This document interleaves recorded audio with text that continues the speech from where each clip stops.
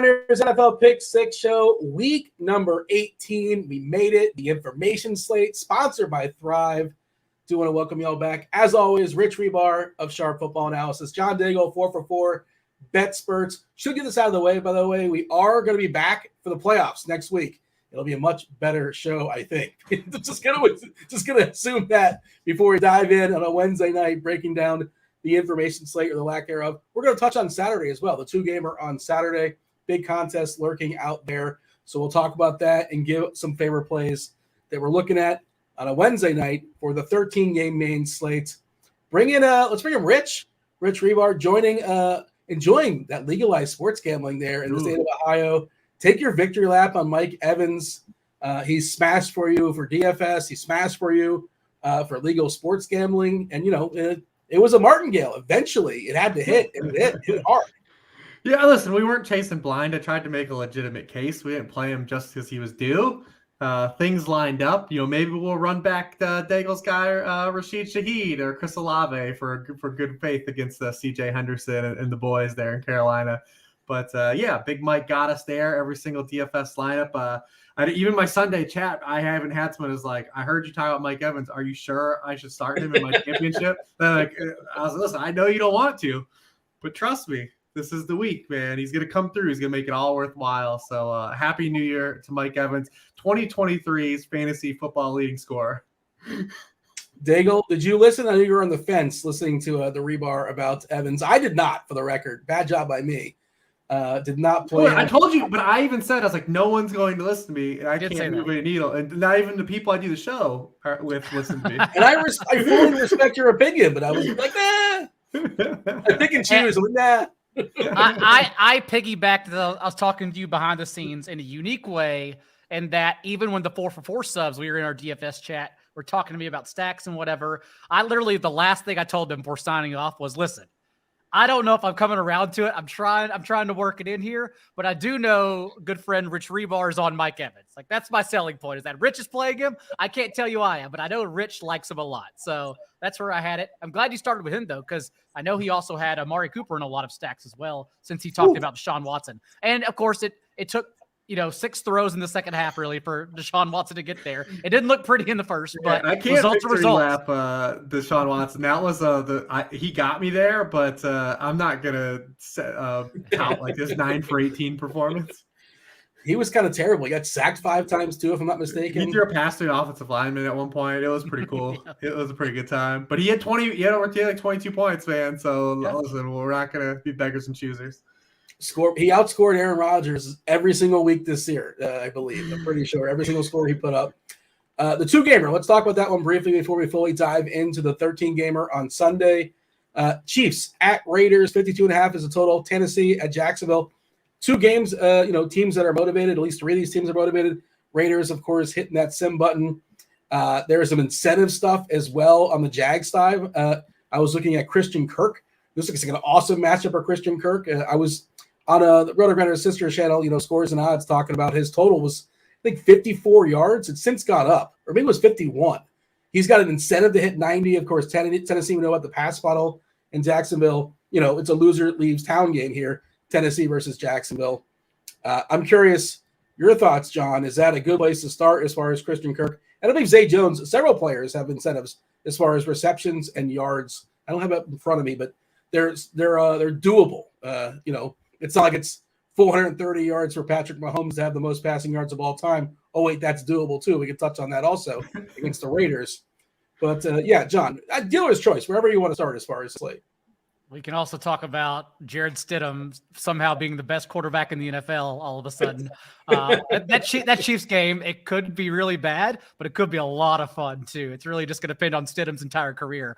But for the Jaguars, it is interesting. And I know the incentives are what people continue to cite here. But remember, we keep going back to wide receivers against the Titans anyhow. Like, they're still just second in yards per attempt against boundary receivers where we want to play Zay Jones. They're still getting tagged from the slot where we want to play Christian Kirk. And more importantly, even against the Texans, even the week prior in the rain against the Jets. Like, we keep playing Evan Ingram, not only for his target share, but because they're concertedly scheming him targets. They purposely move him in motion and get him one-on-one against linebackers and allow him to do action after the catch. So overall, it's honestly still a good spot. My only question is now, the Titans have, on purpose, this 14 days of rest, a bye week without having a bye week. And so they're going to get back Amani Hooker in the secondary. They're going to get back starting safety Christian Fulton. And these guys probably aren't players that necessarily move the needle to make the Titans an above average defense, but we're trying to ask, is it enough? Like, are they enough to actually slow this one down? And that's kind of where I'm at right now, because if so, and the Titans are hanging around here, and although we saw Dobbs nearly throw 3 dropped interceptions, 3 more interceptions to the Cowboys, like, he at least had an arm, whereas Malik Willis did not. And so maybe it is enough to where Derrick Henry hangs around here and is just kind of the guy you need to have anyhow. So I'm still teetering on this one, but I honestly think the Titans' rest matters more than everything else.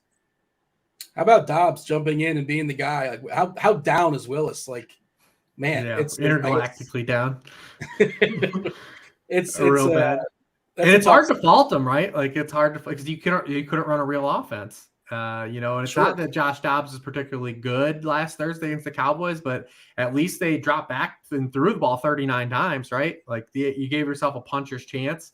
He had a few drops. They actually made a couple big plays too in that game, and those are just things that weren't in the offense at all with Malik Willis in the game. So at least gives this game a little more upside to be kind of, to have some counterpunch. And Daigle hit the nail on the head. My guy, Cleve TA from Cleveland, if you guys follow him, he pulled up in his database, like, since 2000. This has only happened 6 times where a team this late in the year has had this short of rest, and they have only covered like 1 of 5 times. There were 1-5 against the spread. So could be a red flag spot too, like Daigle said. The kind of rest disadvantage is going on here, kind of unprecedented.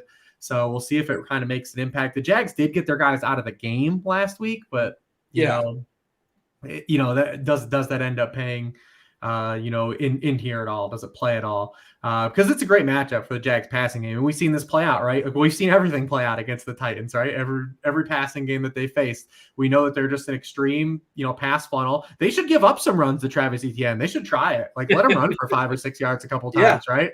Like, just to slow it down, because when these teams played a few weeks ago, he had 17 carries for 32 yards.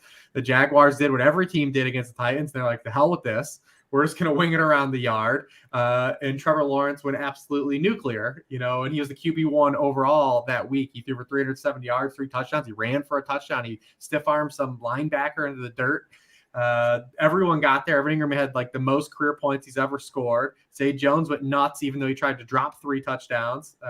So, I mean, yeah, it's just play him as you got him in the passing game here. That's what the Titans have become, and it's what we're not going to get off the boat. We've done it for 17 weeks. Why get off on 18? This is also why Travis Etienne, why I thought, Rich, you were going to DM us a screenshot of a bink, because you mentioned Etienne, Amari Cooper with Deshaun Watson, Mike Evans. Like, how did you not win everything last week? That's what I'm curious about. Yeah, tight end, definitely bricked a wide receiver spot too. So yeah, a lot of DJ Shark as like my wide receiver of du jour of punting, and Al Lazard, who was fine. Well, but it's time to go back. Don't worry. No Brock Wright? No Brock Wright, man. I mean, good luck getting that Detroit tight end. Can we just play Detroit tight end as a position? Maybe. People played Shane Zylstra for minimum last week too. Yeah, they definitely chased it, and it didn't matter whatsoever. Did you see the stat I tweeted about them earlier? What's that? So the Lions tight ends outside of the 10-yard line only have an 11% target share since they traded TJ Hockenson. It's 31st in the NFL, the target tags, but inside the 10-yard line, it's 48%, the third highest. Like, they're just dialing up scheme plays to these vagabonds that people forget about. They're like, you remember we have these guys. They're just, because all their touchdowns are like schemed up touchdowns. It's not like Jared Goff's like it's like a 4th read. Like, they're dialing up plays for these guys down there. Do you think it's real, by the way? I was kind of mentioning the Kirk thing, like 91 yards to trigger a $500,000 bonus. Like, we all saw the clip of Gronk in Brady's ear, like telling him, like, look, I need one more for $1 million. And that's Gronk. Gronk's got Gronk money. Kirk, he's doing fine too, but he doesn't have Gronk money. He's got to be a year. Lawrence, it's a close game. They want to win the game more than anything else. But Does that stuff matter, or is that just like conversation for us, John? Oh, it matters, I think, team to team. It really just depends how far you are away. Like, I think the biggest one we'll be questioning on Sunday is Justin Jefferson. Can he get Right. What's the number, like 173 now? Yeah. Since they failed miserably against the Packers. Like, and Nathan Peterman ain't gonna help us out. Yeah, so we're questioning those, but honestly, like we talked about it as well behind the scenes, that the Bucks, in having historically chased, even going back the last 2 years, Gronk and Evans, Godwin, there was I think Gio Bernard incentive somewhere in there a couple of years ago as well. Like, Tom Brady purposely makes sure his guys gets those contract bonuses. So some teams, they are guaranteed to do so. Others will just have to see. And we are working under, a Doug Peterson, a new Trevor Lawrence era. So I think that's close enough in a competitive game where we shouldn't be asking about the incentives. We just think they can get there anyhow because of the matchup. But maybe they're far enough to where we question it. Yeah, Zay in the R198 for Zay, 98 yards for $500,000, 2 catches for $250. I imagine he gets that. I hope he gets that. If he doesn't, you're basically dead anyway. Those aren't cheap yardage totals, though, to be fair. No. It's not a gimme at all. And Jefferson, I thought Jefferson was like 194. Is it one? You said it was 170 something? I thought it was more than that. Maybe it still is. I may have got the number wrong. And like, isn't there a chance? It's close to 200 though. Okay. Like, he's got to put up. He's got to flirt with like a huge number. And we'll talk about that. But he did have 154 when they played earlier in the year? So, but they're kind of locked in, aren't they? Isn't Minnesota basically mostly locked in?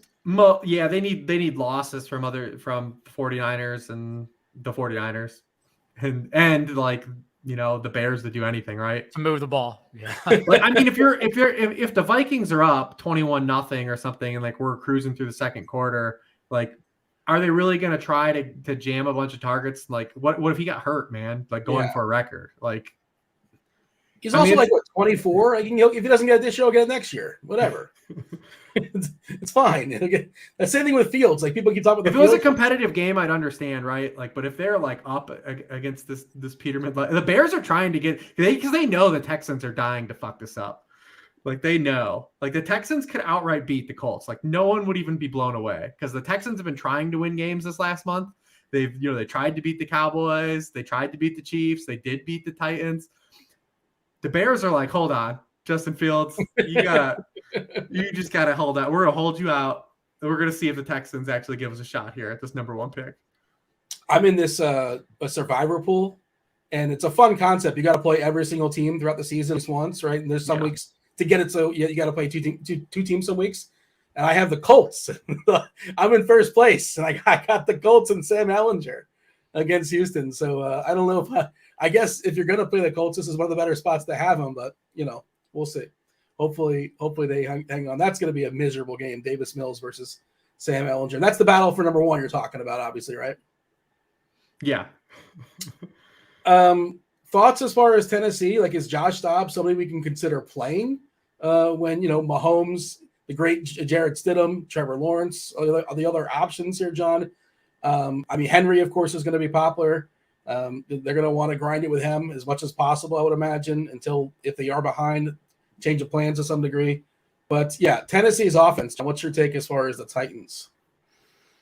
I never try to say no to the cheapy quarterback on short slates, but at the same time, it is Patrick Mahomes, who is not really failing in his own right. I mean, we'll get there in a minute, but it's more about just him and the Chiefs stacks being so expensive that it then becomes hard to fit everyone else in a 10 to 13 game slate with them. That's not the case here in a 2-gamer.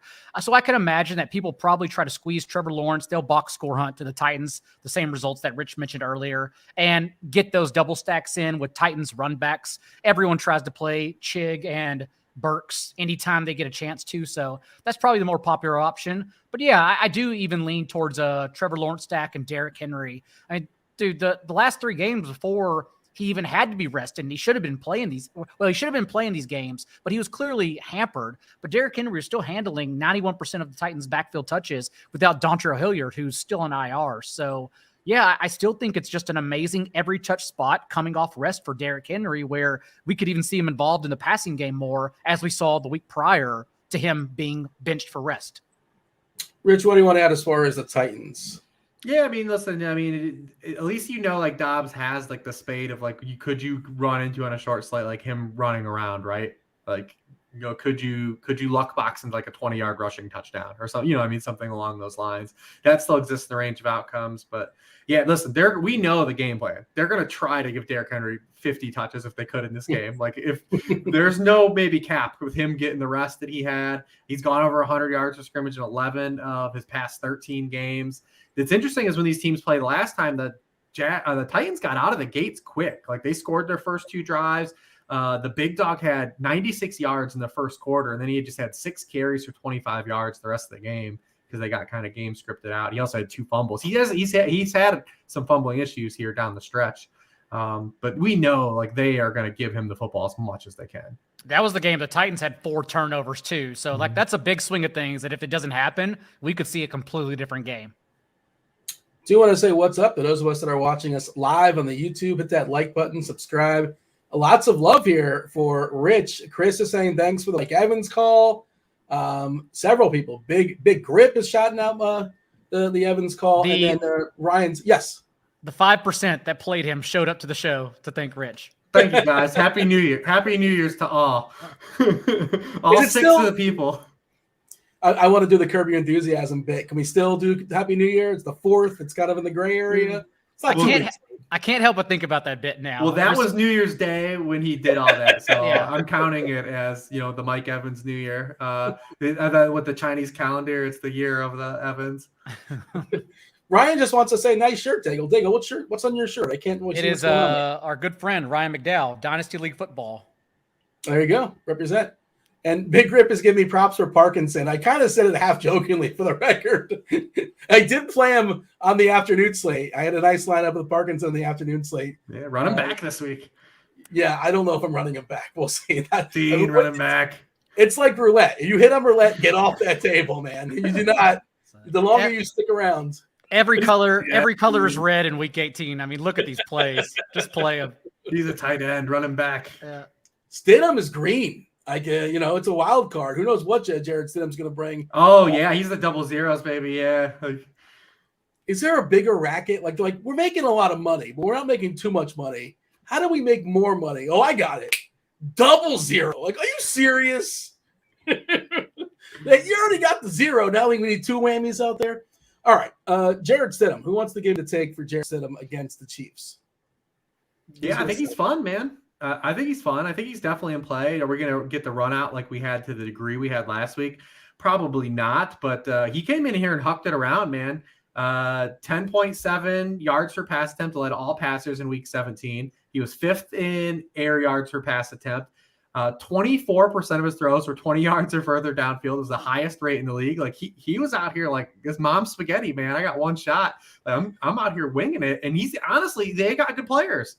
Like that's the thing. Like it's not like, maybe a situation when we try to stump for Sam Howell later. He's actually got some good receivers too. But, Stidham has really viable playmakers. I mean, Darren Waller's back. He scored a touchdown the first drive. He had another nice slot fade to Darren Waller later. And Devontae Adams still turns out he's really good at football too as well. Because that's a no-joke defense that they absolutely shredded. So we know they're going to have to score points. The Chiefs can try to lock in the 1 seed or depending what happens with this game from Monday night. So we know the Chiefs are going to go all out. This total got bumped up early too. I think it opened at 50 and it's already at 52.5. So we know people are on it. So there's definitely pushback here. And then the Chiefs have been a team we've targeted all year. I mean, they're 31st in passing points allowed per game. They've allowed the highest touchdown rate to opposing passers in the NFL. The ghost of Russell Wilson has gotten them twice too. Why not? Right? Like honestly, it's like Daigle said, the thing with Mahomes is, he's hard to stack because the player you want to stack him most with kind of cripples you, even on a small slate. And then the other guys are really kind of a whack-a-mole situation, whereas we know, like Stidham, you can play with Devontae Adams, right? And then maybe fit Kelsey in coming back because of the money you save. So I think Stidham's live. Do you have a favorite pairing? All things considered, like obviously if you have the salary, it's Adams, but considering everything, or have you dug into the slate? Have you built the lineup yet? Or what does your instinct say as far as the best pairing with Stidham? No, but I would think that you would probably try to use something like Stidham, Adams. And then that's how you get to Kelsey, although Adams is going to probably eat that up. But if there's a way to do it, that's the way I think you try to get there. Anything you add, John, by all means, go for it. Otherwise, jump over to Kansas City. Yeah, It's pretty much as Rich mentioned for Stidham. I mean, he even averaged 8.5 yards per attempt under pressure.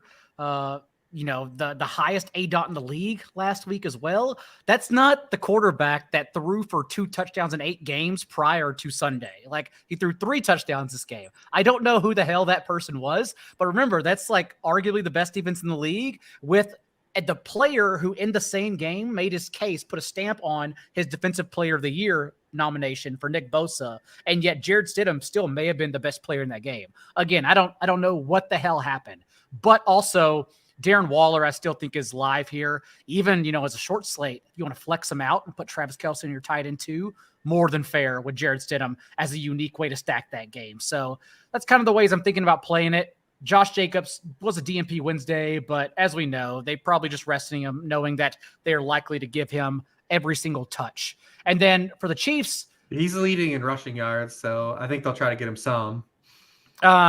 And then on the other side for the Chiefs, it's just interesting. What also makes the Raiders and Stidham interesting is that Vegas, and rightfully so, keeps giving the Chiefs these 31-point team totals, keeps making them double-digit nearly favorites, but they're 1-7-1 against the spread in their last 9 games. Like, they're just, although they're scoring the ball, they're literally not covering, and thus teams are just keep on sticking around and keep matching the Chiefs point for point. That's why we're also attacking their defense every week. So, of course, the Raiders can keep it close and keep it live.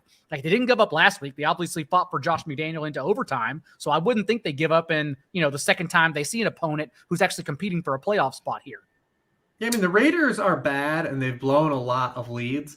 But you look at, their metrics over the course of the season, they've largely been a good offense, and they played close games, right? And they did it the first time these teams played. It was all the way down to the end of the game where the Chiefs had pulled it out by 1 point. Are we going to get that run out? Probably not, but I think they'll score points here. Jacobs, you said, leading the league. I had to check. He's up by 150 yards on the next guy. Yeah. I mean, Nick Chubb can get it if you just want to sit on Nick Chubb not getting it. That he's gonna get a chance to break some long runs. So I think he'll need to tack on an extra 50. I thought Jacob's season was over in the Hall of Fame game when he played one too many series. A lot of people did, man. But yeah, and pending free agent, they didn't extend him before the season. New regime. A lot of people. The only bummer is Matt Harmon brought this up on a podcast I was on them. This feels like DeMarco Murray all over again, right? They're just because he's not under contract next year. It feels like they are just draining him.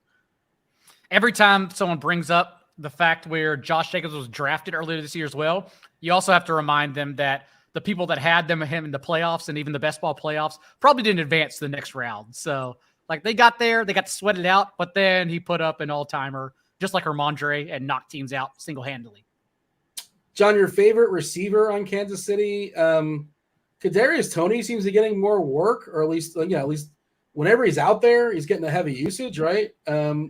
Theoretically, I think they probably want to work him up to be one of the guys in the playoffs, more so than Mecole Hardman and Watson and Moore. I think that to me makes sense. Does that make sense to you? We're also watching injuries here because Mecole Hardman, I believe, was activated from IR today. And so even if he plays, you have to question how much he's immediately worked back in, since the way they're using him is essentially how they used Mecole Hardman. Sky Moore also suffered a hand injury, exited that past game. I did not see his practice report today. But overall, now we have last week, 71 receiving yards on only a 32% route rate. So you would think that if Toney is going to suddenly walk into this more voluminous role because they can't bring Hardman back at full strength, then he would be an option, especially on a 2-game slate. So I can certainly see a scenario where we get sneaky with him as a cheaper option on a short slate. Yeah, Hardman basically he had the touchdown baton before McKinnon did. So, his impact could also have a trickle down to how they've used McKinnon in the red zone, right? Because that's when McKinnon's spike coincided exactly when Hardman exited. So, we'll see. Maybe we'll get a new guy for the playoffs for the Chiefs that just scores a touchdown every game. Is McKinnon right now? Is he in the Aaron Paul, the Jesse Pinkman zone? If I can't keep getting away with it, or 5 straight games with a receiving touchdown, first running back in league history to do that. It sounds like that's the Aaron Paul zone.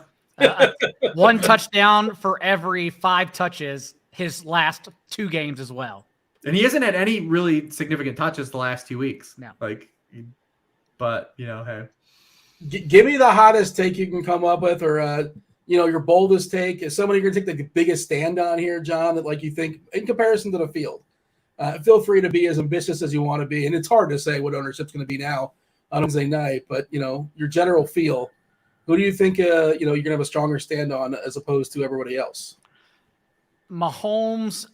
No. I want to play Stidham. Stidham double stacks with some weird bring back like McKinnon and Tony onslaughting that game with Derrick Henry. And I think I like Zay Jones over Christian Kirk right now. All right. Rich, see that and raise it. No, I'm also Team Zay over Kirk for that particular matchup. I will say, too, don't forget like Hunter Renfrow lives, too. And Chiefs have been getting smoked by slot receivers. He's going to be out there. He will be exercising. So if you're looking for a guy that's out there exercising, like we kind of talked about, like a lot of people are going to go back to those Jaguars guys. Like they're going to be pretty heavily owned. Yeah. Do you like anybody beyond Kirk and Jones? So Zay Jones, can Martin all of a sudden do something, or Agnew, or is that asking? They're not really playing a lot as a thing, so you kind of really got to kind of try to luck box into something. I mean, Marr from the matchup stance, like where the Titans get beat, makes a lot of sense. It's just he's not playing like a ton of snaps, and they're peppering in Agnew a little bit, so it's just kind of whack-a-mole, right? Like you're just guessing. They haven't allowed the Titans a running back to reach 60 yards since week 3. That was Josh Jacobs. It's a pretty good tight end slate considering it's just 2 games with Ingram. It Waller, is Hooper better than most 13 games. Yeah, Hooper had his season high of yardage against the Jags in this game. The Jags defense isn't good either. That's the other thing. Maybe 2 tight ends is like something that you can consider. I have not messed with the lineup, I'll be honest, but just kind of like thinking it, just kind of staring at the slate. But all right, that was just the appetizer. The main course, of course, is the 13 gamer. No team or no total is higher on this 13 gamer than 43.5. 43.5 is the highest total on the board. And Nathan Peterman's a quarterback in that game. What are we talking about? That's insanity. Yeah, Rich, I mean, let's just give our favorite plays position by position. Or if you have any general thoughts before we're going to dive in on that, of course, stay tuned to the news flow. That's uber. It's always important, but it's definitely important more so this week than every other week. Also, 4:00 games, motivation can change based upon what's happening in the 1:00 games. There's one of those, yeah. And Fanduel wanted us to keep talking about the Lions because they were flexed to Sunday night, and Fanduel's like, screw it. People love playing the Lions. They're going to be their main slate. It's going old school. If you guys are playing DFS long enough, you recall. Yep. It used to go before showdowns, before showdown slates. Yeah, pre-showdown, they would just go to they would go to Monday night, and then they went to Sunday night. People were very upset, by the way. Like they wanted their Monday night and Sunday night sweats, but I actually like the change. Which you can still play those slates. People forget those slates still exist. And the edge is still had and just simply not playing the Thursday night players and using late swap, and yet people still play all the Thursday night players in those slates. Well, I gotta watch it used to be the joke used to be like the Jags, but now the Jags aren't a joke DFS wise. Who's the team that's on Thursday night and doesn't score any points? Oh, Colts or somebody, yeah. There you go. Yeah. But people will be like, yep, I got to jam Alec Pearson. There's no way I'm watching this game unless I get Alec Pearson in the lineup. I'm not going to watch CSI Miami or whatever else is on. All right, John, what do you have? A general overview? Is there anything that stands out that you think is worth pointing out before we kind of give our position by position stuff?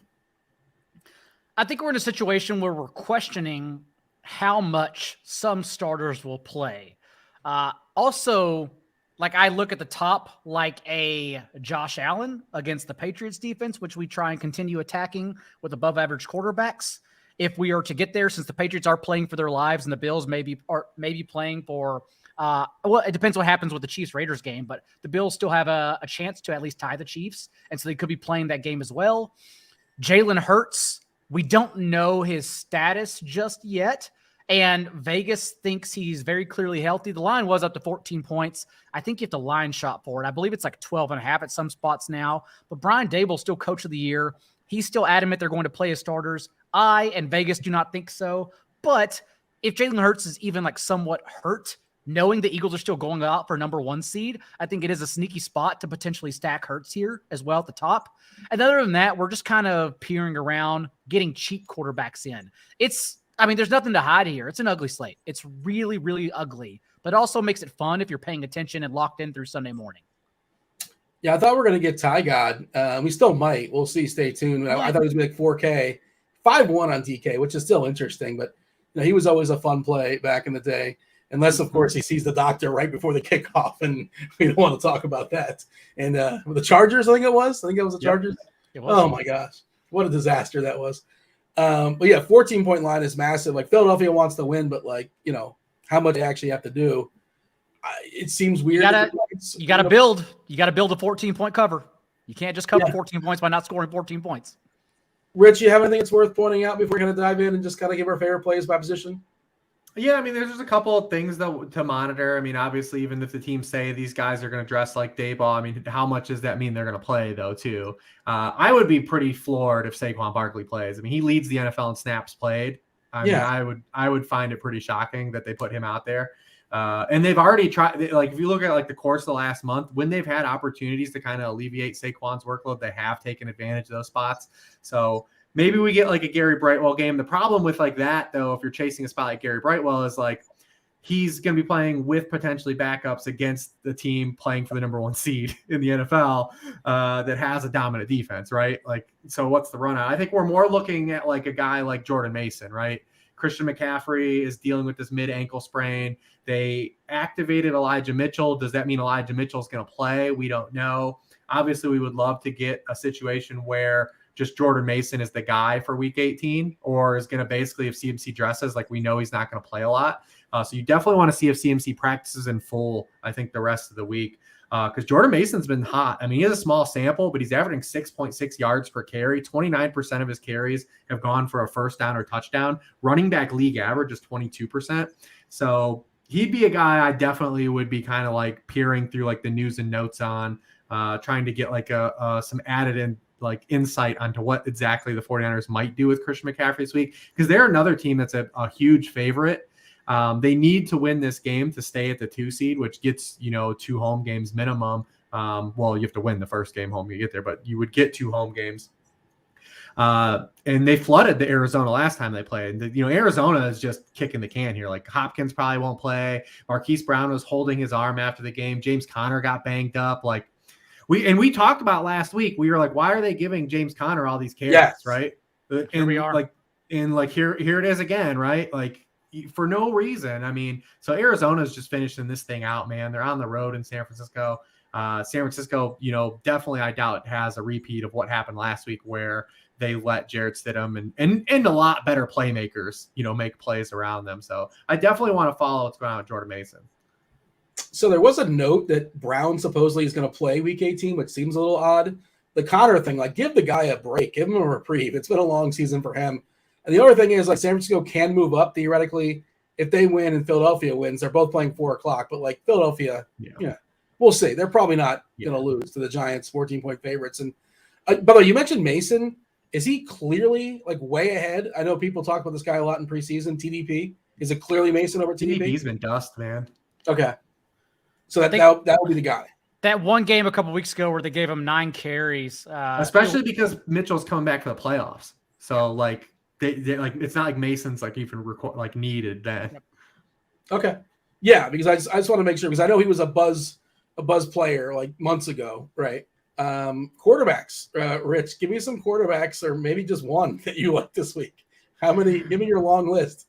Daigle talked to. I think pretty clearly, if you have a cash guy, you would just go Josh Allen, right? It's a must-win game. There's no way to really know how the Bills are gonna, handle what's happened this week. Is it extra motivation? Do they come out flat? But we do know they need to win this game. It is a spot where they've, historically performed well. Over the past 3 times these teams have played since the Wind game, Josh Allen has thrown 10 touchdowns and no interceptions against the Patriots. It's a great spot for Diggs too as a run back. You talked about the motivation factor. Geno Smith threw for a season high 370 yards when he last faced the Rams earlier in the season. They have to win. They play early, or they play before the Lions do. So, if they win that game, they're in. So yeah, Geno Smith I'd be looking at. And then, listen, I don't know how cute. I don't know if we need to get to Sam Howell this week, but I'm interested in Sam Howell. He was my QB2 in this draft class. He is a very intriguing prospect. He was 93rd percentile for all prospects since 2000 in career yards per pass attempt coming out of college, 88th percentile in touchdown to interception rate. He ran for 830 yards and 11 touchdowns his last year at North Carolina. And he's throwing to pretty good receiving core against the Dallas team that even last Thursday gave up some chunk plays to Josh Dobbs and Treylon Burks. And, they give up eight yards per pass to Davis Mills 3 weeks ago. Trevor Lawrence and Gardner Minshew got them for QB1 games. I don't think, Howell's going to flirt with a QB1 performance, but he, I believe, is stone min on both sites. Okay. And I think he's pretty interesting because he's going to get the full run out now. So, hey, what was that nonsense that they were saying they're going to play Heineke? But what was that? Why? Listen, man, I can't tell you what Ron Rivera didn't know things last week. There's a lot. They went to Carson Wentz. It sucks because Rivera's he is a leader of men. He's a guy that turned around an entire locker room too. He was like that's with Carolina too. He's a good person and people follow him to war. But we've now seen 2 weeks worth of what the hell's going on in Washington incidents. Yeah, how do you even put who didn't believe Ray Charles saw that outcome coming last week when you went back to Carson Wentz?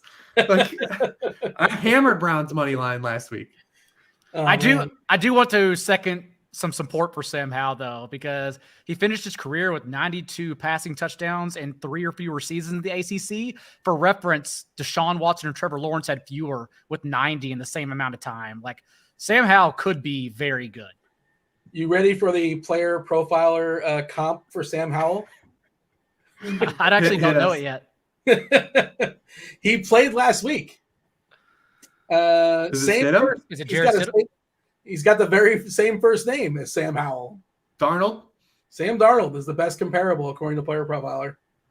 Sam Darnold was a top 12 quarterback last week. We'll take it. Yeah. I don't even know how much.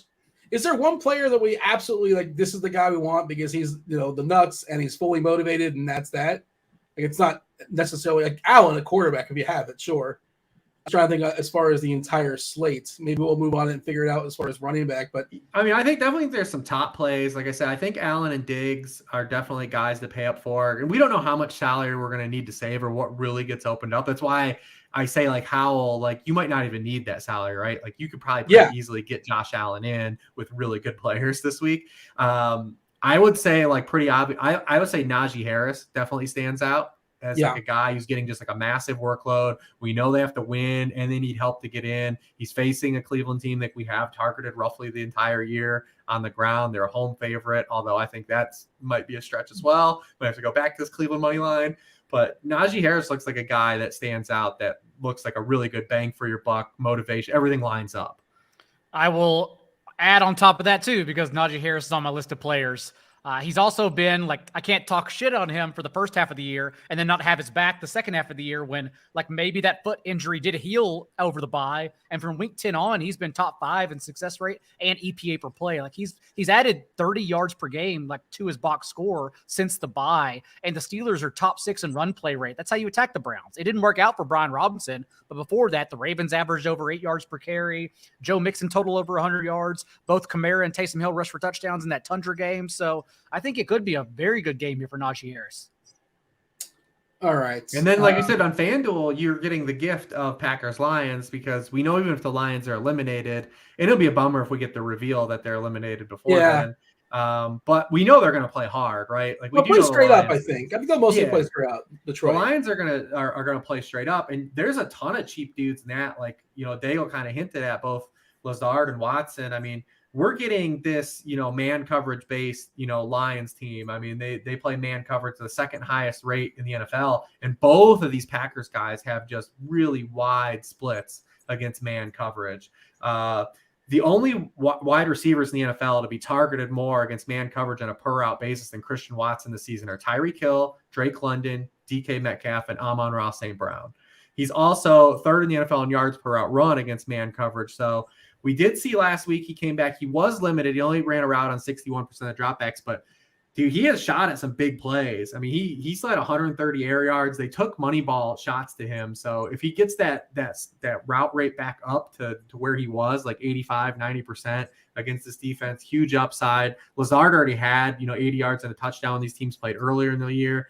He's getting targeted on 27% of his routes against man coverage, only 16% against zone. He's played back-to-back man coverage heavy teams, and he's gotten good target counts. So both of those guys are really cheap and easy to put back. And like I said, FanDuel's giving you the gift of those guys on being just on the main slate. And on the other side of that, the Packers are the only defense allowing over 10 yards per target to boundary receivers. So we can go right back to DJ Chark as an ancillary player here.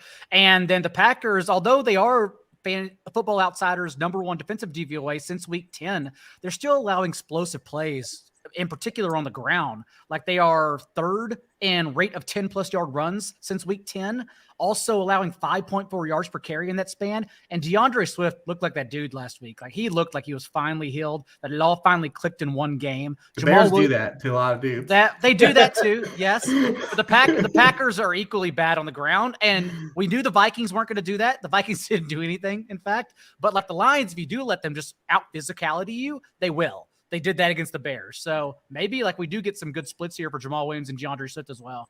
I would still go back to that damn game where Miles Sanders did absolutely nothing against the Bears, and I was so heavy. It's like, what the hell? Because like the next week the Bills run for like 300 yards on the Bears, and then like the weekend last week, dude, Jamal Williams hadn't run for more than 4 yards per carry in a game since like week 5, and he rushes for like $144, and he's excited to go home and play Pokemon. The Miles Sanders absolutely did nothing, just bricked that game. I think Jamal had his career longest run ever in that game as well. And also Green Bay fully incentivized. And forget Detroit, like they can be potentially incentivized, but Green Bay is in winning they're in, right? That's it. Winning they're in. So there's full incentive for the Green Bay side no matter what. And I do think even if the Rams beat the Seahawks, it's like Rich said, it is a Dan Campbell team. Like if it's a lie, you fight on this lie. They will spin the narrative that if we can't go to the playoffs, you aren't going to the playoffs, and they'll come out and try to kick ass. Yeah, you have a situation like Goff. Like Goff is really trying to cement that like he belongs like another year or what, you know what I mean? Like because they're going to have a high draft pick via the Rams, and like Goff's been awesome the back half of the year, and like he's definitely not going to lay down. Like he's going to keep trying to. This might be his last shot, right? Like he's not trying to concede any ground. So yeah, for sure, man. I think we see this game play out. It just stinks from a Lions player perspective and a consumer perspective that we may know that they are eliminated beforehand.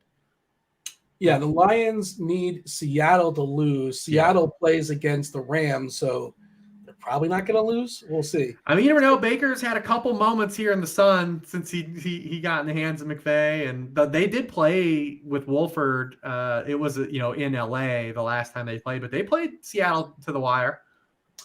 Well, that's a segue to running back Cam Akers. By the way, I'm looking at, and this is super early, but like raw points. Cam Akers is like in our top running back points projection. It's just, welcome to week 18, I suppose. Sure, all that volume is there. CMC's #1, and we don't even know how that's going to turn out. Again, stay tuned. Everything is fluid. John, some of your favorite running backs this week? Yeah, you already mentioned Cam Akers. I think Ken Walker, I'm not playing them together. I do have a feeling, though, he would get steamed in this situation. Everyone, grasp for the lowest hanging fruit for the narratives, and they're thinking, okay, Seattle's more motivated, so they'll probably play Ken Walker. And he has a good salary. He just hangs around at that mid 6'4" range all year long on DK.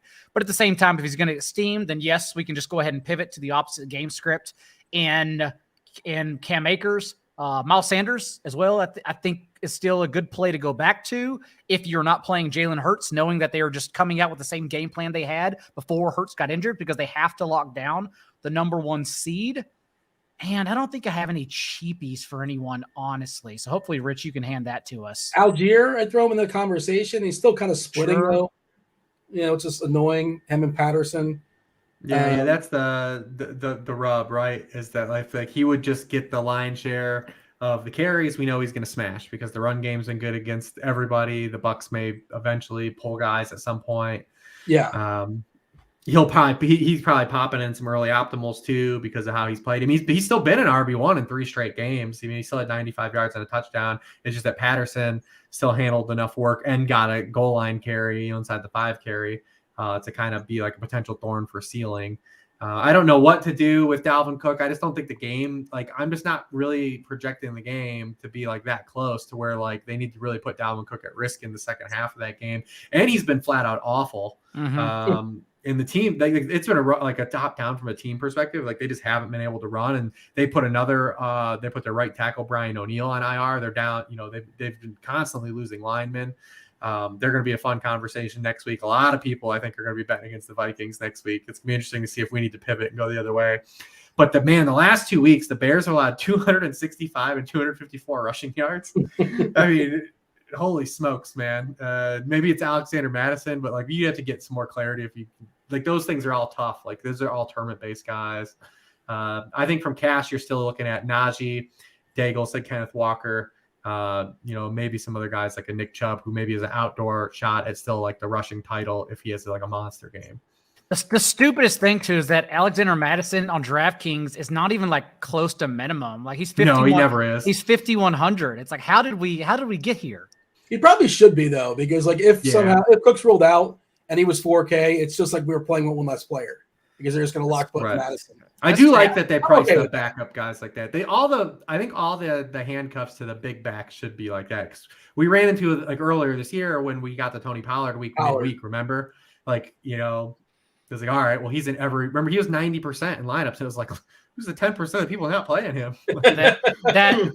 that might lead me to Jonathan Williams at 4,300 on DraftKings because let's see Brian Robinson's status. He's clearly been banged up the last 2 weeks. Yeah, we don't even know what it means. Would Rachaad White play more, or is it just going to be Keyshawn Vaughn? There's a lot of things we don't know. We talked about Gary Brightwell.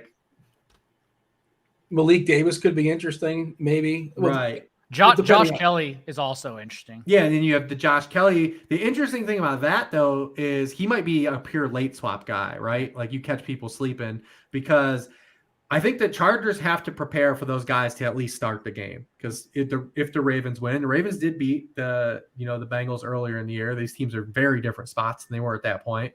But if somehow the Ravens do win that game, then the Chargers will play their guys a little bit further. But if the Ravens lose that game, you give him a drive or two. Austin Eckler has had a massive workload this season.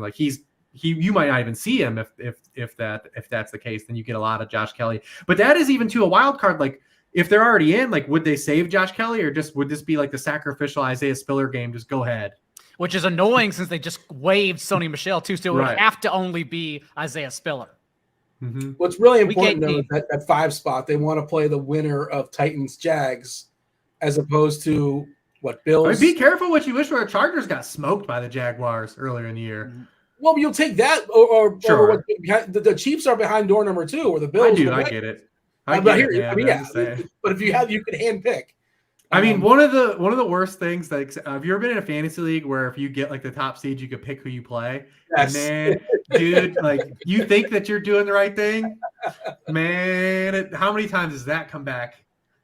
Oh, it's it's a fun concept though, and it is. It gets people riled up. All right, let's talk about receiver. But I would just throw Zach Moss into the conversation. He might be interesting. I don't know. Against Houston in the dome, maybe they run him into the ground. Deion Jackson, is he still in the doghouse? Not sure. Now that sports betting is legalized, Rich, Zach Moss is the perfect guy for you to bet to lead the league in rushing on Sunday, because he could. It's in his range of outcomes. He could also have 30 yards though. But either way, that means you won't get limited, because you're about to get limited soon.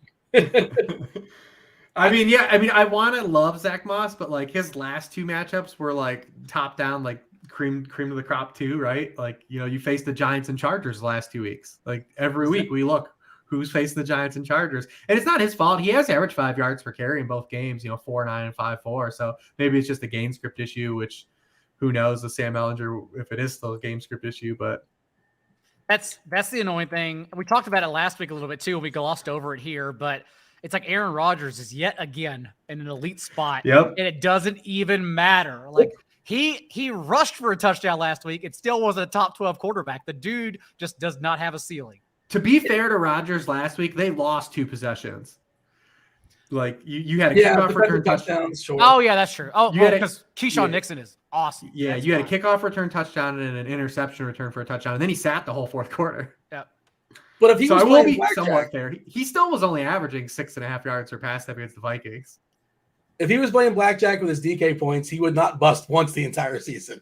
I'm pretty sure he's yet to hit over 21. No. But the other thing too with Rodgers, if you're looking at it from like a Fanduel stance where he is in the main slate, we have so many quarterbacks now that we might not be able to play that it's kind of pushed him up by default. Yeah. Because like now even Hribar might have had something to play for, so now he goes down, right? Wait and see. Justin Fields is out. It's like you just keep knocking off these pegs, and it's like here's another rung. And it's like because even if you have Rodgers at like QB 12 or like QB 13, now we're knocking off 2 more guys. It's like, well, shit, now he's QB 10, and we knock off another guy that he's quickly QB 9, right? Last man standing is Aaron Rodgers. Yep, that's kind of where we are this week. Yeah, it's not about who you like; it's who you like dislike the least, or who's like less. Sure. Yeah. By the way, I did run some optimals in the fly. You're talking about it. Algier, and again, Wednesday night. Do not hold us to this. Understand things are changing. But Algier, Miles Sanders, Cam Akers, Joe Mixon, Najee, Ramondre Stevenson, James Conner. Like those are the ones that are hitting optimals right now on a Wednesday night. But mostly Algier, Sanders, Akers, all above 50%. All right. Even Corey Clement is pretty much priced up on DK and FanDuel too. Like it wouldn't be a situation you go to him either. John, some wide receivers. You can start with Rich. I lost my notes.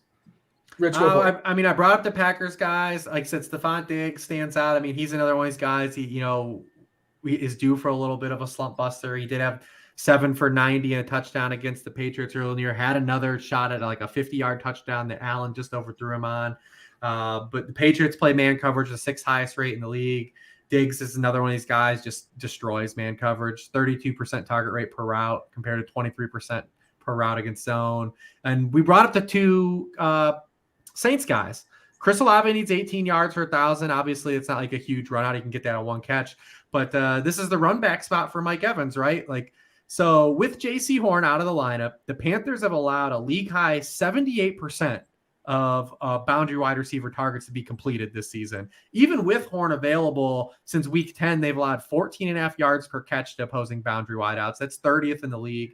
Shaheed has outscored Chris Olave in their past 3 games. He plays 74% of his snaps outside. We saw him get a nice double move on James Bradbury last week. Both of those guys, I think, are pretty live because we know the Saints are another team that probably aren't going to lay down. Like that's probably a game that'll be largely be played straight up as well. That doesn't really mean anything. Because, Steve Wilkes, those guys are really starting to champion to wanting to play for Steve Wilkes and wanting him to come back as the head coach. And who knows what's going on with Dennis Allen if the players like him, but we know that they're going to try. Whenever you say Steve Wilkes, I think of the dude from Jerry Springer. I think his name's very similar, like Steve Wilco or something like that. You know what I'm talking about? I don't know what his last name was, but I do know Steve from Jerry Springer for sure. I think his name is Steve Wilkos, if I'm not mistaken. Now I'm going to hit the Google. Drake London's probably still in play too, because I think one of the Bucs we know that is going to sit is Carlton Davis. And we saw them have a really tough time last week on the outside. They still have Jamel Dean. He practiced limited today, but I think we have a pretty good idea that Carlton Davis, they're going to hold out another game. So you might get London running against a couple backups here. That's really it. Steve Wilkos. There it is. Just had to confirm there. Now that's going to be in your head the rest of the time. Every time you say Steve Wilkes, you're welcome. I apologize. I'm sorry. By the way, Drake London, the number 1 guy hitting optimals on a Wednesday night on DK. He's 4.9K.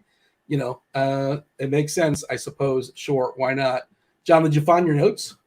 I did find my notes. Not many though. If you're going down, I guess we could do Greg Dortch again because who doesn't like 15 yards on 10 targets? But at least we know. At least we know the slot for the 49ers is where we attack them. They're 6th in yards per target from that spot, and then we keep on playing the snip snap target share game for Terry McLaurin, but with Sam Howell under center, you would think just someone knows to feed their best receiver. So given the Cowboys' explosive play rate that Rich mentioned earlier, I'm down to run it back with a little Terry McLaurin and Logan Thomas, since we're about to talk about shitty tight ends too. Is there a draft pedigree with Dortch? I don't know his history. Is he somebody they want to like develop like going forward? Is he part of their future plans? No, he's been in the league for like 5 years. Yeah. Okay. He was a good prospect though. He was hyper productive in college. He just never really got a shot. He was like a special teamer because he's a smaller guy. But his production profile is massive. Like the dude was good in college. I was looking at their available receivers. Is this AJ Green's like last game ever possibly in Arab Street? Yeah, I guess so. Could be. Maybe. I don't know. Like I don't know if what his plans are, but I feel like it might be the end. I don't. Who's Andre Bacalelia? Is that a character from The Sopranos? Bobby Bacala's Is he on the practice squad? I don't know. It's just a person. It looks like he caught a football last week. I think he had 2 targets. He did in fact catch a football. Yes. In a football. That's week 18 in a nutshell. Did he catch a football last week? All right. Tight ends. Rich, give us some tight end. We said how good the tight ends were in the 2-game slate. They must be amazing in the 13-game slate. Oh yeah, yeah. I mean, Logan Thomas. Dean, I think you can roll your guy, Colby Parkinson, the big unit, Kevin Nash, big sexy. Roll him back, man. 7 targets last week. We don't know if Tyler Lockett's going to be 100%. He didn't leave the game because of his hand. He had a leg injury, so we don't really know what's going on extra there. The Rams have allowed a 9.1% touchdown rate to tight ends. Since their week 7 bye, they've allowed 7 touchdowns to tight ends. It's the most in the league. Noah Fant had one last time these teams played. Noah Fant's not that fun of a play, though. And listen, anytime the interim head coach brings up how athletic a guy looked and he didn't know he was on the team, maybe Alberto is the guy we need. I mean, it's just crazy that like a guy that was on the staff said that, like, you know, oh wow, this guy looks like we have something here. Why isn't this guy been playing? He knew who Alberto was a month ago. He's still sure, but yeah, he's throwing shade at the staff. But yeah, definitely, he's so cheap. Why not, right?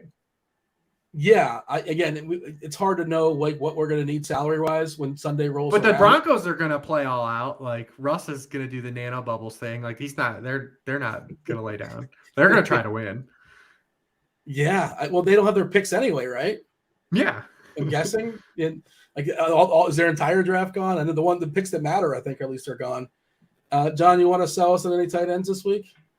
On Fanduel, not on DraftKings, since you can play Big Bob Tonyan, chase those touchdowns after he ran a season high route on 85% of dropbacks last week, had 352-1, and then it's just a perfect spot. Lions allowing the 3rd most schedule adjusted fantasy points to tight ends. Tyler Conklin has seen at least 7 targets in his last 3 starts with Mike White. Dolphins, the worst team against tight ends, the most schedule adjusted fantasy points. And then if you're playing Bill stacks, Hunter Henry was on the field for literally every snap and around 100% of dropbacks without Jonnu Smith. It was the concussion protocol. Maybe Jonnu returns since that was his obligatory 1 week out. But if Jonnu Smith's out, you can just put Hunter Henry in your stacks. And the Patriots, if they win, they beat the Bills. They make the playoffs, correct? Yes, winning in. I mean, it's still that's the toughest winning in on the board, but winning in, correct? Yeah, but they're going to try. They're going to do their best to try to like. They could even lose and get in. Their scenario for their losses, they need the Dolphins, the Steelers, and the Titans to lose if they lose. And that actually is all pretty possible. Yeah, the Dolphins need to win, and I think they need the Jets. They need the Bills to beat the Patriots. Is that correct? Yeah, we already seen Skylar Thompson versus the Jets once this year. I mean, we saw the second half of Skylar Thompson last week. Yeah, Skylar Thompson's pretty rough. It was not go well. You have seen the last 12 quarters of Mike White, though, too. That's true. He would have been much better off entering free agency, having a season a month ago. There was clearly a reason he had to find 10 doctors, not 2. He had to find 10 doctors to approve him to return, and it was obvious why last week. Yeah. All right, that's it. Anything else as far as a slate that's worth noting? Stay tuned. Just keep your eyes on stuff. I'm sure we'll get a lot more surprises, especially on these teams that are eliminated. You start to find out some guys maybe have been playing a little more banged up than we had privy information to over the last few weeks, and like DeAndre Hopkins, right? Like shutting down. Like we'll see if anyone else gets shut down this week. We're going to talk our movies in a second. Before we do that, we're going to talk some Thrive as well. If I happen to see an interesting question or two pop up in chat. There are some questions popping up. Some people actually listen to us live on a Wednesday night. We do appreciate that. Most listening to us, the next day or something like that. Thrive Fantasy, you do not have to worry about motivation. Well, individually, I suppose, to some degree. But join in on the fantasy prop action on this season at Thrive. It's an easy-to-play, no salary cap style contest. Revolves around over-under style player props. Each player prop has a fantasy score associated with that prop. The riskier the prop happens to be, the higher the fantasy score accrue. Rack up the most points for your share of the prize pool. Use the promo code GRINDERS, that's GRINDERS, when you sign up for a deposit bonus up to $250 as well as free tickets. Terms and conditions do apply. Check out RotoGrinders review page, Thrive Fantasy, in the description for more. As far as those tickets, if you're not aware, again, 100% deposit match up to $250. 2 free $20 contest tickets if you deposit between $100 and $499. If you want to splurge, deposit $500 smackers and more, you get 6 free $20 contest tickets. Let's give the people a couple winners. Producer Steve's got the picks up on the board. John, you get first selection. What's standing out for you? We will take, I know we have to eat the 10 points on the juice, but that's fine. Let's go Josh Allen at the top, 260.5 over passing yards, more against the Patriots where they can attack them. And then go down, even though we should eat the Mac Jones, just go under the total. But let's go down. And I saw, keep going one more, a little more. Oh, I'll take Terry McLaurin. Take those, what is that, 40, 30 points juice? Yeah, for having a touchdown. If Heineken can find it for a 26% target share, maybe Sam Howell can, because Carson Wentz certainly could not. By the way, Aaron Rodgers, 23.5. Oh, completions. Okay, I thought that was fantasy points for a second. No, trust me. I looked. Just bet the under every time. You're in the shade there. What do you have, Rich? What's standing out for you? He's completed 23 passes in one of his last 5 games. Yeah, I mean, listen, the Saquon under is probably the easiest thing you can get. You just hope he dresses. I don't know what the rule is for Thrive if a guy doesn't dress, but I assume they got to play like a play. I would imagine. Right. So yeah, check that one probably won't count then. Fanduel and Draftkings is 1 snap. David Montgomery to not have a rushing touchdown has a different, like, you're just like, touchdowns aren't easy. Like, they just don't hand those out. No, especially when Nathan Peterman's your quarterback. And you're getting 30 points to the juice on that. I like that. Yeah. I mean, it's if you get like a pass interference in the end zone or something, you're probably boned, but definitely that. That also might be an interesting spot too, David Montgomery. Do they give any more look to the other guys because he's also a pending free agent? But you would have thought that they would have done that by now already if that was the case. What else we got? Not looking. Chubb's going to make a run for the rushing title, 78.5. Can he get over that? Maybe. Who is that? Nick Chubb. Yeah. I mean, he needs a lot of yards, but I mean, the Browns are definitely a team I think that are still playing hard to end the season. I mean, definitely in these parts, they're already back to fire their coach. No city has ever wanted to fire the head coach more like every 2 years than Cleveland. The best coach they've had and like they've basically been back and gone. There's to get them out of here. What else we got? There's nothing else is really jumping. You would think it'd be easier for week 18, but they're actually pretty tough lines this week. I would say the Kenneth Walker over 71.5 with the 10-point plus on that. Rams are a tough run D, but we do figure that Seattle's going to, be a home favorite by a touchdown. They're going to grind him. He has had over 20 carries last 2 games too. And just one big run from Kenneth Walker can get you there. Yeah. Daigle, your boy Silva can hedge with Jamal Williams, right? I think he's still live for his bet for Jamal Williams leading the league in touchdowns. Good luck to him. And I know he irresponsibly bet that long shot, so he probably should get his ass to hedging right now. Yeah. Well, is he safe? Henry's down by 2, I think. Yeah, right? Henry. Is it 2? Is it 2 is the difference? Yeah, because Jamal Williams had 1 last week, and then Henry rested, so it's now 2. So not necessarily safe. Good spot, but he'll know by Sunday night, but you pretty much have to get it in by Saturday. Jalen Hurts is 2 behind. I actually don't know if it's running backs only or not. It can't be. It has to be rushing touchdowns. So, yeah. Interesting, yeah. Because I think he's safe on Eckler. I don't think we're going to see a lot of because Eckler. He probably thought he was safe with Hurts injured, but Jamal Williams actually didn't separate himself at all the last month of the year. That's a great bet, though, man. That's a great bet. Well, the Lions stopped falling on the one like 19 times in the game, basically. Right. Funny how that happens. Shane Zylstra turned into Jamal Williams.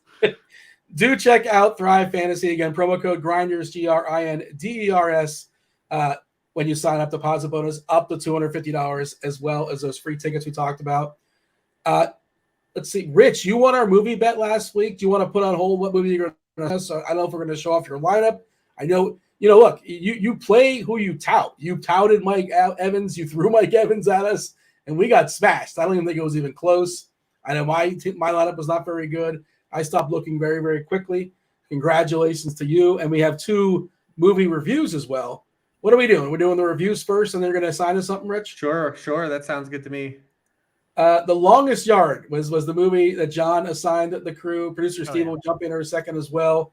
We watched, of course, the Adam Sandler version, not the, well, I guess Burt Reynolds is in both, but not the one he was featured in. I watched it last night on the Netflix. I have so many questions and observations. The cast is wild. Hell yeah, that's the whole point. You mentioned Kevin Nash and his estrogen. If you guys don't know who Kevin Nash is, he's the gift, the guy who was like coming back from injury out of nowhere in a wheelchair. He did more than that, but yes, don't reduce him to a one meme. Well, some people just don't know wrestling, but yeah. And then there's Goldberg and Austin, and there's Great Khali is also in it too. It's like 9'7". How are the guards favored? Tell someone to me. How are the guards like the clear favorite in that game? Because they get to practice together. That's why. I mean, yes, the prisoners, the inmates had an NFL quarterback who did rig his last game, but still, like they had to go find other players. But then, of course, the key point here is when Mike Irvin shows up with his own jersey, you knew the game was over. It's like, oh, buddy, Michael Irvin dug out his own jersey for this one. Yeah. What was your take? I have more questions, by the way. I'll save them. I'm going to yield. But Rich, your thoughts? It was a rewatch for you, right? You've seen Longest Yard? Yeah, I have seen it. I actually had seen it not that long ago too. I think it was just, I didn't know that. It was just on, and I just like stopped. It was one of those stop on it, like, well, shit, I haven't seen this in a while. And I think it was because it was in the final game, right? Like the football stuff's not terrible. Like it's shot pretty well. It's most of the guys are passable. Obviously, like Nelly is a good athlete. Anyways, he's always playing like the rock and jock stuff and the celebrity softball game stuff. Do they still do rock and jock? Is that a thing still? I've not turned on MTV in a good 15 years. I cannot tell you. Those used to be amazing. Bring back rock and jock. The cow in right field in the baseball, the basketball hoop raised to like 30 feet with the last minute of the quarter. Yeah, you have the hot spots on the court. Bring that back, please. If we're bringing back all these other terrible things, like and things we don't even want brought back. Bring back rock and jock. We had watched a lot of artistic and good movies. I just thought I know the perfect time kill movie where I just think this is fun. The idea that this would be on ESPN is amazing to me, though. Yes, yes. Well, I mean, I understand the logistics, but if it was on ESPN, you would watch it. We would all sit down and watch it. More than USFL. Oh yeah, and I've watched. Is there DFS? I bet DFS. Give me Megan. I'm gonna lock Megan in captain. Which, by the way, they had Chris Berman doing the announcing, right? Mm-hmm. And he got all his Bermanisms in. Whoop! He had to get that in there. And you remember that Megan? I'm convinced was named Megan just so Berman could do his Megan bit back in the day. If you guys are old enough, David Megan, but for the Giants, like he got his line in there. I'm pretty sure that's the reason why Nelly was called Megan. The last play of the game. The very last play of the game, spoiler alert, the Convicts win. Sandler scores a touchdown. It's a touchback. He fumbles the ball. He didn't complete the play. He touches the pylon. The ball fumbles, and it touchbacks into the end zone. That ball should be a touchback on the 20-yard line. Actually, it was a 2-point conversion. Nonetheless, it was not good. I know that's a different ending. That's not the ending Hollywood wants. Isn't there somebody isn't there like Michael Irvin? Somebody on that set has the big look. That's not it. That they should not win. Is there no replay in this? Is there no credibility? I know the refs were rigged for the spoiler alert again. They were rigged for the the guards at first, but you guys remember the play, right? He did not complete the play. He fumbled the ball into the end zone, not to be a killjoy. But that was not a successful 2-point conversion. I'm sorry. That is not what Caretaker had in mind. So no, they did not win. They won the game. Don't worry about those caveats. Did we have to kill Chris Rock? I didn't know that. I forgot that happened. One more, by the way. Why was Courtney Cox with Adam Sandler? She's a good-looking, like successful, multi-millionaire businesswoman. He's a quarterback. And no, he was a quarterback. Now he's a pariah. He's because quarterbacks have BDE, man. Like it's like confirmed. Like we know this. The litter of whatever quarter. Should be quarterbacks that are actually not cheating and shaving points. That are actually playing NFL games. They love Why bad is she boys. with Adam Sandler? BDE with bad boy energy. Oh, there's plenty of quarterbacks with BDE. Why? I mean, why was who was his wife or girlfriend in Uncut Gems? Why was she with him? Why was like Adina Menzel with him, his wife in that movie? They weren't. No, this Courtney Cox is super. Like she's a talented woman.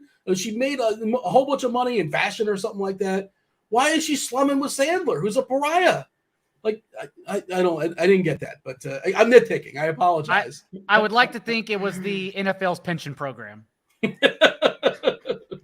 I don't know if producer Steve's jumping in here or not. If he has any thoughts regarding, he has no thoughts on The Longest Yard. I didn't get to rewatch it, but I've seen it 3 times before. It's more than most people. But no, I didn't get to rewatch it. Do you remember the nonsense 2-point conversion that should have been a touchback? No, I actually don't remember that. Now that you're saying that, I'm gonna have to check that out. I didn't even realize that. Yeah, it's still a better play than the annexation of Puerto Rico. Yes. That play wouldn't have got a single yard. By the way, the chat says bring back Slam Ball. Do you guys remember Slam Ball by chance? Oh yeah, Slam Ball. Oh, if you want to tear your ACL, play some Slam Ball. Pros versus Joes was another one. Oh yeah, Pros versus Joes. I forgot about that. That was fun. Spike TV, I think. I feel like that's a Spike TV show. Yeah. Anything else? Which is a good soundtrack. I'll give it that. It was fun. It's a fun watch. If you don't ask too many questions, you have a good time with it. The cast is like loaded, like Tracy Morgan, like just all the secondary pieces, like so much talent on that set. We've watched worse Sandler movies. What's that? I said we've watched worse Sandler movies. Yes. I mean, they should put that in the back of the DVD. You've watched. This one's not on Netflix. All right, we got anything else here? Or are we moving on to the movie I assigned you guys? Yeah, let's go to that one. Yeah, which is totally different. It's Spanish language. I was on a whole kick of watching Spanish language movies on Netflix, and I like a good suspense movie too. And this kind of put it all together. You had to actually read and pay attention, unless you understand Spanish. I don't. I took 4 years, but forget most of it.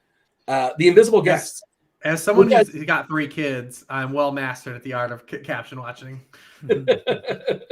It's got a different title, right? Like Richie found it as a different title on was it Amazon or wherever you found it? Because I guess it's the Spanish title. Was trying to sort for Invisible Guest, and you sent me the link, and I forgot what the Spanish title was, but yeah, I had to find it through the Spanish title. But it was on Amazon. Like Comiendo or something like that. Yeah, I was able to watch it. Yeah. So who wants to go? I'm curious. I assume all you guys went in cold on this. I don't know, but Rich, give me the rundown. What was your experience? Did you enjoy this? Were you mad at me for making you read? No, I'm not mad at you, but this one was probably the biggest miss we've had, at least for me. This movie watched a lot of David Fincher movies. It really wanted to be a David Fincher movie. Okay. To me, just absolutely nothing was plausible in this movie, though. Like, I just couldn't get past just anything. It was one of those movies that felt like someone came fresh out of like college writing class and like wrote, where they're like, I got this great script and like got it taken off. But it is a well shot movie. I like the direction of it. I'm not mad I watched it, but this one was a pretty large miss for me. All right. So Longest Yard, totally plausible. Well, that's different. It's a different kind of mindset. Okay. All right. Fair enough. John, what was your thoughts as far as The Invisible Guest? Being one of Rich's best friends, I also watched this movie, and I said to myself 2 or 3 times, I was like, oh, Rich is going to hate that. Like, I know whenever something tries to be serious, not like Longest Yard, and then you have a scenario like planting a car tracker, just a normal person, like planting actual tracker, or a normal person like pushing a car in with someone, a living body. I was like, oh, Rich is just going to look past that. So I don't like when non-criminals do like really criminal mastermind type shit. I'm like it's really a bugaboo. And then this movie doubled down, not only having the non-criminal do criminal shit, they had basically like a regular car factory worker turn into like the greatest detective in the history of like mankind. So like I was really trying, man. I was when it was happening, 3 instances where I was like, nope, Rich is gonna hate that. No, I think the way it was shot, it was good. I think the surprise, spin at the end, like we knew something was coming. We knew the entire time it was going to be a shocking ending. I thought was good. So overall, that and like subtitles, I really don't mind subtitles at all. We can go down whatever direction with this contest. But I thought it was okay. It was fine. All right. I know that's not the review you were looking for. Oh, no. I want the review to be your review, man. Like if you liked it, say you liked it. If you didn't like it, no worries. It's all good. I also watched it. I watched it the same weekend as Glass Onion, and it's like not the same, but also like Glass Onion is like a different way to do this correctly. And so I was just like, I don't know. I'm kind of let down by this one, but Glass Onion was fun. So Glass Onion was great. Not as fun as Glass Knife, but I haven't watched it yet. It's fun. I won't give any spoilers. It's fun. Death in the Nile, by the way, if you like that kind of movie, I would throw that out there too. If you guys have not seen that on Hulu, if you like Glass Onion, you'll like Death in the Believe. Steve, I want to get your opinion. I liked this movie. Now that you guys are pointing that stuff out, I guess that makes sense. But don't fall into us though. Like again, I've watched so many movies with Rich. I know his thoughts on the and whenever we saw Sideways, he even said he went first, and he said I knew Daigle was going to love this movie. Like it's just this is the way we view the world. I'm so bad at this because like I'm a film major, and a lot of the times we had to like analyze that stuff, but I've been like that ruins movies for me now. Mm-hmm. So I try not to. So like I didn't really think about that, but I like this. This is a movie I could watch again with someone that hasn't seen it before. And if you're into murder mystery, I would definitely recommend it. The thing that's tough is the reading, like to recommend to someone else. Me, I didn't mind it at all. But I thought it was a good movie. I like the twist. I like the acting and the shots, just like you guys said. But now that I'm thinking about it, I guess like it was kind of crazy. No, don't let us corrupt you. keep your young, vibrant mind. Dean, have you ever seen Pan's Labyrinth? Not Labyrinth, Pan's Labyrinth. No, I know the director's really good, but Del Toro, right? It's Guillermo del Toro, yeah. I love. Was it Alley? What's the one that he put out recently? Midnight Alley, Dark Alley. Oh, I did see that as well. That's an awesome movie. Yeah. So it's subtitled as well. A Spanish story tale for adults is basically what a fairy tale for adults is what it is. I think you would like that. Yeah, Pan's Labyrinth. I think you would really like it. I have to stop playing Teddy Bridgewater to get there, but I think you would really like it. Fair enough. All right. So, hey, Rich, did you question not like Breaking Bad? Like you kind of put the premise forth, like Walter White he became this great mastermind too. Obviously, spoilers. But like, did you play along with that, or did it kind of tilt you? Like you asked? Yeah, a little bit. Yeah, especially late stage Walter White. Like turning into like basically like a drug kingpin. Gangster. There was a definite. That was a part of the show that definitely irked me. That's always the same thing people say about Breaking Bad whenever they don't like it too, and I guess I see it. I like Breaking Bad because I still like the show. I think there's enough ancillary stuff around it that is strong and really delivers. And obviously, he's so good as that character, that it's easy to get there. But I understand the pushback that show does get though too, because he does become a character. I think it's pretty realistic, and like if you want to push back, talk about Ozark. Like Ozark is like Breaking Bad on steroids, right? As far as like so Ozark was way worse for me. I did not vibe with Ozark at all. I did not vibe with it. Like definitely, especially after season 2. No, I did finish it, but after season 2, like it just became like it's like what can we top with the most outrageous situation, right? Like it didn't feel like any type of reality like whatsoever. Like these were like where I thought Breaking Bad did more realism, like they slow played a lot more stuff where it was more shock value on Ozark. I agree with that. I think after 2 seasons of Ozark, I was only watching it because I was already that far in. I actually did not actually care for the show anymore. Okay, yeah, because I thought Breaking Bad, like I wasn't like trying to like, well, actually, I was just I thought Breaking Bad did a really good job. I love Breaking Bad. Considering where it went, like as realistic as those scenarios could be. Like they took those in consideration and still made it like, a good show and drama and all that. But I just thought it was worth throwing out there. I'm curious to get your take on that. Hey, you got a movie to assign us. Have you considered it? Have you whittled it down? Do you just have one? Yeah. We'll roll here. Listen, I want to be a man of my word and play Mike Evans and Deshaun Watson. This is not the only lineup like this I played because I ran a naked Watson here, but I wanted to make sure I'm a man of my word because I vouched for him on the show that I played him against you guys with Travis Etienne. So the rest of the guys were trash. This one wasn't a catcher, but I had some hot Evans lineups that put up like around in the 170s on FanDuel. And we did really well with Cooper in them too. So we made out good here. This one of the lower scoring ones with Evans, but it was enough to take down you guys, and that's what really matters. So not much of a struggle. So my theme was, since it's week 18, was we were gonna do like this the world apocalypse, world's ending type movies. So might as well go with the theme. I had a theme last time. I will give you guys some options to choose from, and I will give you 2 solid options, and then I will give you 2 joke options where I can be a villain. My first option to give you guys would be Children of Men. If you haven't seen Children of Men, oh, it's so good. It's got some of the most incredible shots, like 3 minutes. Like, go ahead. I've actually been wanting to watch that. I don't think I've watched it in a decade because it made me so depressed the first time, and I'm sure it's still as depressing. I do want to rewatch it though. So the 2 good choices I give you are Children of Men and 12 Monkeys. Okay.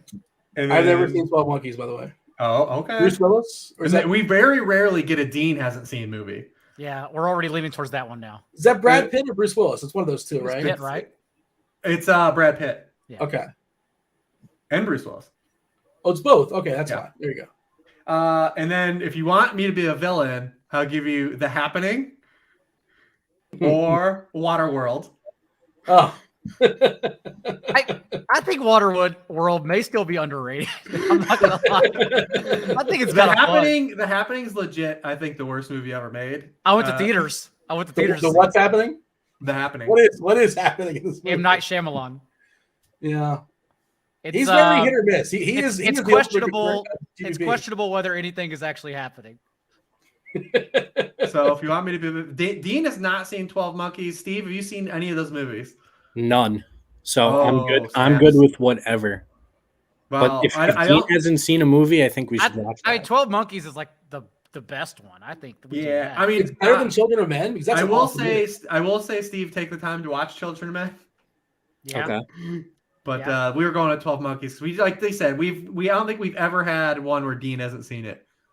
If you've ever, Steve, I don't know if you read a lot. If you've ever read like The Road by Cormac McCarthy, that's my favorite author. It's very similar to that, where it's a very apocalyptic end of world type of scenario where everyone's just trying to pretty much save one person.